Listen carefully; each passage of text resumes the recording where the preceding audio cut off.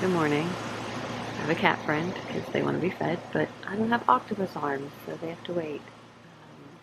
Grayson and I are out on the deck, and it is so nice this morning. So it's like 60 something. The weather said it was going to be 64 at 8 a.m., which is that's the kind of weather I'm talking about. So my mom is bringing breakfast, and then we're going to take a stroll with Grayson at around 8 o'clock. But since it was so nice, and he loves the outdoors so much, I thought, let's just go outside with your playmat and sit on the deck for a little while. Um, so we're doing that, and he is listening to the cars and babbling and kicking and being adorable. Yeah, I think I said I finished You Should See Me in a Crown, and I read the first chapter of the Henna Wars. It sounds like it's going to be really cute. I'm excited for this one. Um, so, yeah. September reading is already going better than August reading did. I'm kind of like, I have 3 nonfiction books on my TBR. One of them is the one I'm already reading, so I definitely will finish that. The other 2 are one is about police brutality, and the other one is how to be an anti-racist. And I'm really excited about both of those books, but I'm gonna kind of temper how I feel this month because I read a lot of nonfiction last month, and like my brain is just like I want to be able to take everything in and really think about it and like get something out of it that is effective and helps me work towards driving change. So I don't know if reading those books when I'm not in the mindset of like wanting to read nonfiction, so like when I feel a little overloaded with information, I don't know that that is the best idea.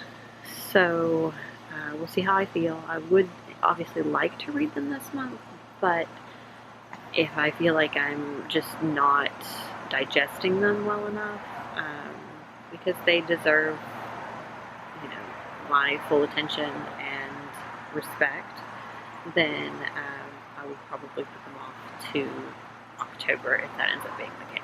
So we shall see. Now I'm just going to enjoy some contemporary YA fiction, and that will be that for the moment. So many characters have got to fit into this book, and so I only conceived of them in a sort of micro way, even though the effect might be that you know about so much about their lives, but actually it's only something like 30 pages each. I'm struggling today. I'm like, you will have seen the clip before, because today Simon from Savage Reads had his Instagram live with Bernadine Evaristo, and that was an absolute delight, by the way. I just absolutely adore her, and I have given my mom a list of all of her previous works to order from Blackstone's so that I can get the gorgeous UK editions, like the edition I have of Girl, Woman, Other. And I can't wait to read all of them in 2021, so that will be fun. So that was a bright point in the day, but it's just been kind of an exhausting day, and everything feels very chaotic and like a mess. My desk is an absolute mess, and probably if I'm not like immediately going to bed once we put Grayson down for the night, I am probably going to come in here and sort it out, because I think that's part of what's making me feel so scattered, but at the same time, like, I genuinely just want to sleep. Ooh. Good morning. I am rolling into work in my office at home, kind of late, because I did not anticipate how long the things I had to do this morning were going to take. So I took the baby to my mom. I had to get gas, and then I had to go get my allergy shot, and then I had already told my husband I was going to pick up Starbucks. And hilariously, I feel like, well, no, the allergy shot place was probably the quickest, but just they all added up to I barely got back before 8. But I've got my, so it's a chai latte with almond milk with the pumpkin cold cream foam on top, and it's delicious because I was really jealous of everybody's pumpkin cold brews. And yeah, so I wanted my own version of this, and my friend who works, who manages Starbucks was like, oh yeah, you can totally do that, and it's delicious. So I went for it, and this is the second one I've had, and I really like it. And also, I really like the sippy cup versus the straw, so yeah.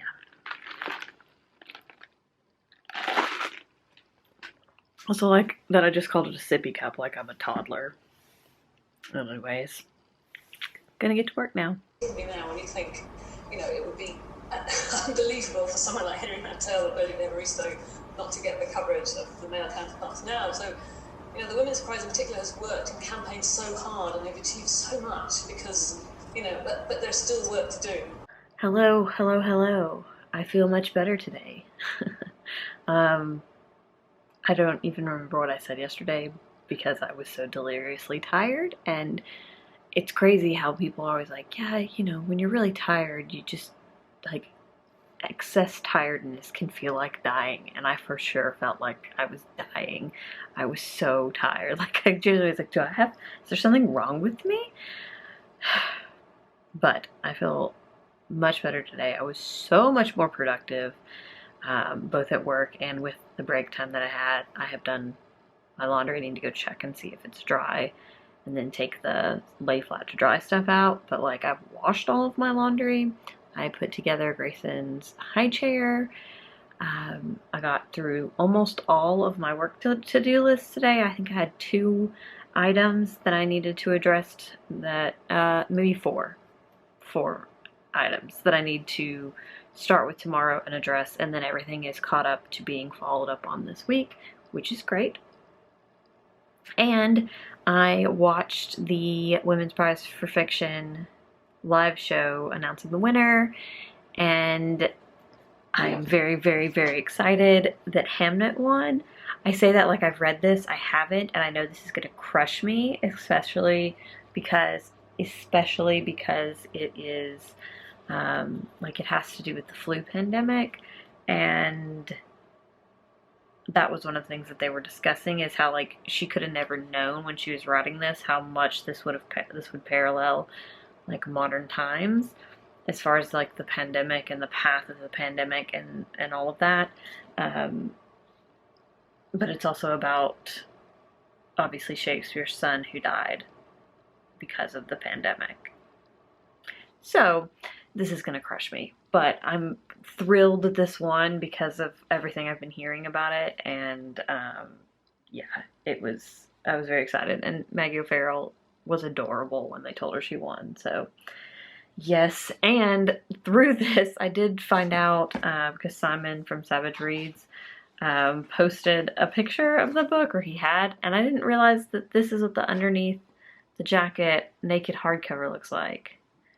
This is gorgeous. I do have the Waterstone special edition. It also has gorgeous end papers, and it is signed by Maggie. So that's kind of cool, especially since now, it won the book, wrong prize, the Women's Prize for Fiction. So yeah, I'm excited, and we'll see what prompts come up on Bookopoly, because I am for sure going to get through the 4 books that I rolled for on Bookopoly. I finished Children of the Land yesterday, the audiobook. I finished it yesterday morning.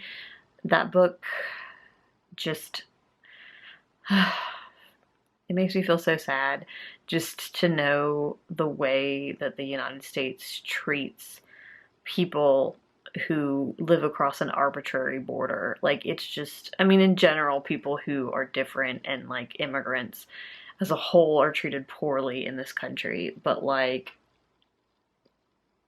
it's just that book kind of tore my heart out, which reading Hamnet probably isn't the best idea if that book tore my heart out, but we're going to do it if a prompt comes up that's appropriate for it. But yeah, it's beautiful and eye-opening and horrible all at once. So I definitely recommend it if you have any kind of curiosity about the experience of Mexican or Central American immigrants into the United States and what it's like to be undocumented in the United States. So yeah, there's that. I am not that far, about 40 pages into the Henna Wars, but this is YA and is reading pretty quickly. So I will probably, I mean, I won't finish it this week, but probably in the next week, I'll like, over the next 2 weeks, that will be finished for sure.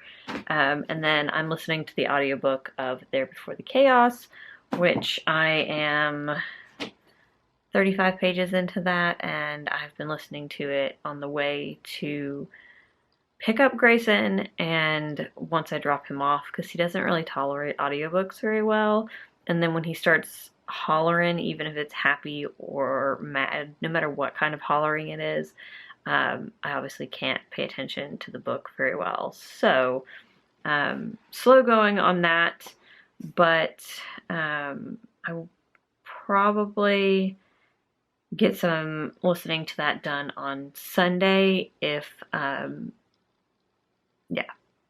probably get some, well, actually I will get some more listening to it done tomorrow because I have a hair appointment tomorrow, so I will be in my car to go downtown for that.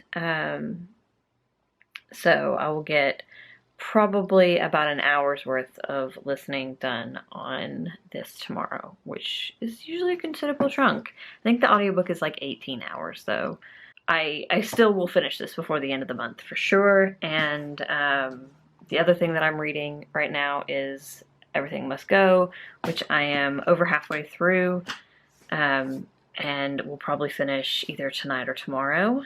And then the only two, so this one actually isn't on my Bookopoly TBR. I'm rambling. The other two are, though. But once I finish this one and finish this one, I will probably roll again, because the other book that I have to start for this month that's like officially on my TBR, not necessarily the Bookopoly TBR, but like my overall TBR for the month, is, well, there's two: How to Be an Anti-Racist and Who Do You Serve, Who Do You Protect. So both of those are nonfiction, which I like to read. Basically, I like to have an audiobook going, a nonfiction, and a fiction book. That's the max that I will read at one time. And because with these books, specifically books on police brutality and like racism and white suppression, that's the wrong word, white supremacy, that I want to sit with them and read them intentionally, so I'm not like trying to rush through those. So those books I tab out and I read one chapter a day. So they're not something that I am just like sitting down and consuming. They're something I am essentially studying. So that's why I will have two books going at the same time, because I have that which I am reading intentionally, and then I have whatever fiction book I'm reading that I can just sort of read at will. So yes, long explanation, rambly. I don't even know what's happening right now, but I need to go pick up the baby now. This is terrible lighting. Well, the baby woke up 4:30, 4 something, 4:30. I think it was 4:30. And I fed him, tried to put him back to sleep. He didn't really want to go to sleep at first because 4:30 is too early for him to be up for the day. So yeah, it was. I ended up having to change the sheet, which needed to be changed anyways, but didn't want to change that at 5 in the morning. By the time I got him situated and he fell back asleep, it was 5:30. So I'm gonna let him sleep until 6:30 or 6:45 if I can. But since I'm awake anyways, and going back to sleep would be silly because usually if I go back to sleep for like an hour, I feel worse. So I'm just gonna put my shoes on, I'm gonna go downstairs, I'm gonna get on the treadmill, I'm gonna walk for about 30 minutes, and then I'll get him situated into my mom's house.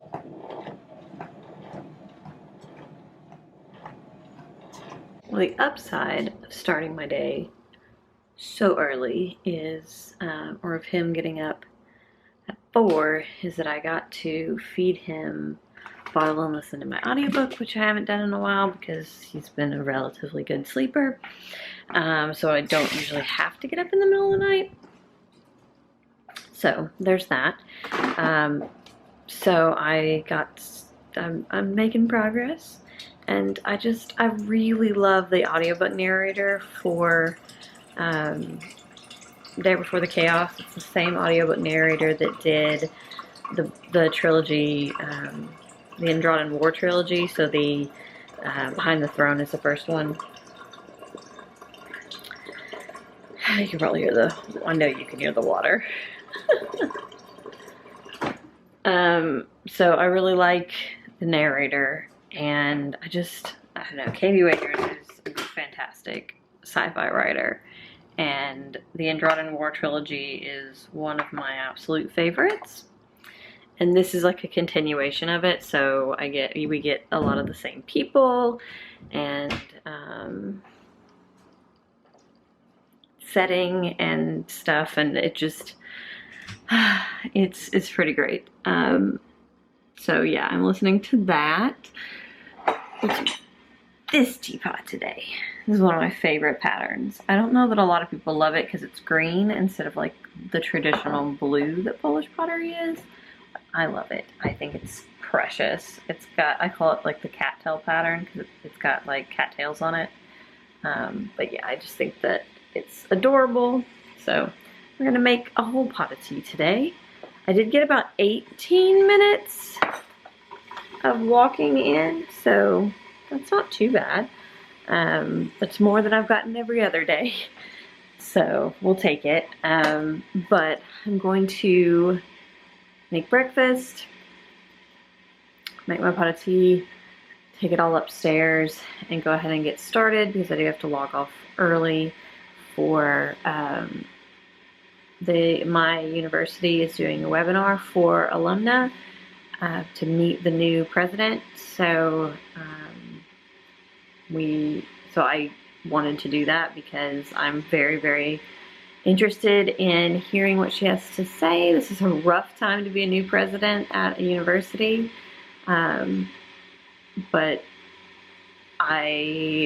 from everything I've read about her, I already really like her, and I think that she's going to be really good for my university. So yeah, I'm looking forward to that. And then I have to leave immediately after that to head downtown for my hair appointment. This will be the second time I've gotten a haircut since the whole pandemic thing, and I just am really impressed with my salon and how careful they are. You have to sign a waiver and like acknowledge all of these things before you're even allowed in. And everybody in there wears a mask the whole time, and nobody waits inside, so you're only in there for as long as it takes you to have your appointment. So yeah, I'm happy that they're taking such strict measures to keep their staff safe and to keep everybody there safe. So yeah, by doing that, I also am dropping off a jar full of boba for my coworker Maddie, because I bought a 15-pound bag of boba and you have to use it by November. And there's no way I'll have use that much, so I have like a huge jar. She's gonna laugh because it's ginormous. So I have to drop that off with her. And if I have time, then I'm going to run to the West Village. There's one of the alleyways is called Umbrella Alley, where it's like all these umbrellas that are strung up above and there's like lights below it. But I have been wanting to get down there to take a picture of Wondersmith with the umbrellas. But like before, I knew that it was always going to be crowded when I tried to go down there. And then when the pandemic started, obviously we were in lockdown, so like you weren't supposed to be out and about. Now people are out and about, but I think that on a Thursday afternoon or Thursday right after work, there won't be that many people. So yeah, I should be able to grab a quick picture of that and then go to my hair appointment. The level of precariousness that my camera is perched right now, it's pretty bad. So I just met my coworker to hand off the giant jar of boba, which I didn't even show you guys. She's like, this is a lot. And I was like, I have 3 times that and I will never use it. So yeah, that was funny. Also seeing somebody from work for the first time since March, like in person.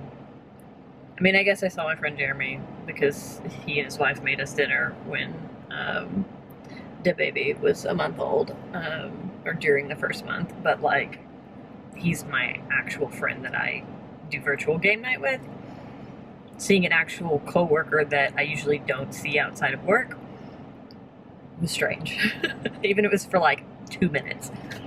And we both had our masks on. My mask has cats on it. See, look at the kitties. My aunt made it. She made a bunch of masks for like my mom and the girls, and my mom gave me the cat mask. I like how she made sure that the kitty's eyes were visible and that everything was like the right way up. So I'm excited to wear this into my hair appointment because my hairdresser also loves cats. Also, I was gonna be like, and then we're gonna do a before and an after. But then I was like, my hair actually looks great right now. And then it's gonna be straight afterwards, which looks fine, but like, I prefer my curls, and this is, you won't be able to tell because all I'm getting is a trim. And like, it's just, I don't know, postpartum hair loss. It's an adventure, guys. It really is. Straight hair.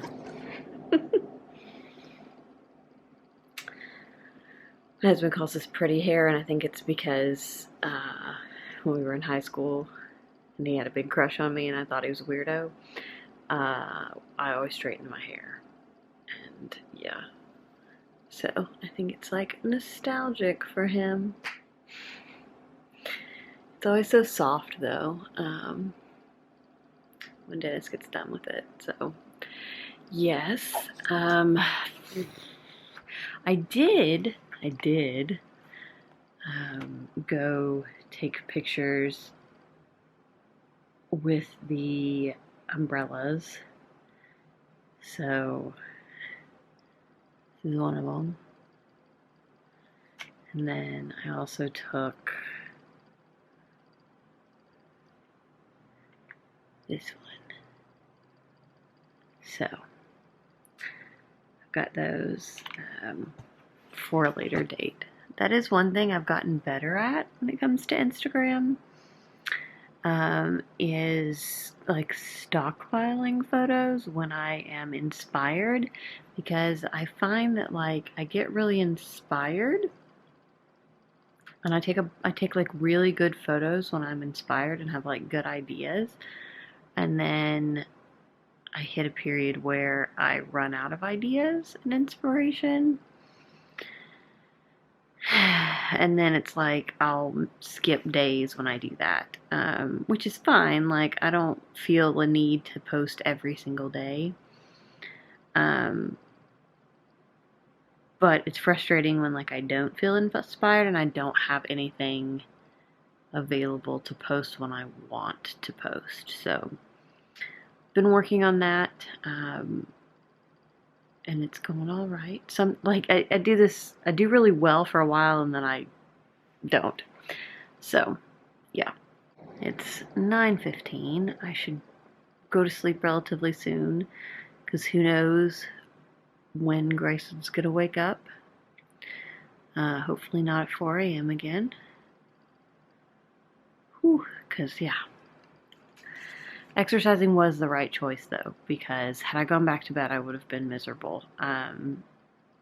Because he didn't stay asleep that long. So instead, I got on the treadmill. I walked for 20 minutes, and then he woke up. So I wouldn't have even been able to fall asleep in that time. And I didn't really feel all that tired today. So excellent. I listened to quite a bit of the audiobook of There Before the Chaos, and it's getting good. Like, we're to the juicy stuff, and I'm very excited. Like, if you read the Andromeda War series, then you'll like this. I'm not even halfway through this book, and I can say that just because it's got the same feeling. I do need to check because I know that this is also a trilogy, and I'm pretty sure I only have 2 books. So let's see when the 3rd book comes out. Please don't say 2022 or something. Oh, sweet. Out Past the Stars is the 3rd one, and it comes out February 23rd, 2021. I need to pre-order that. Because I have, obviously I'm reading There Before the Chaos, and I have Down Among the Dead. So, yes. Wow. So There Before the Chaos came out in 2018, and I'm pretty sure I got it as the publisher sent it to me, which, let's not talk about that. I then got Down Among the Dead, I think, for Christmas in 2019, because that one was published in 2019, and then Out Past the Stars publishes in 2021. So I'm kind of glad I didn't read it in 2018, because I would have been like freaking out about it coming out, like having to wait till 2021. So I'm actually quite pleased. I usually try not to read things that I know are going to be part of a series when all the books aren't out, because then I inevitably forget what happened in the earlier books by the time the next one comes out.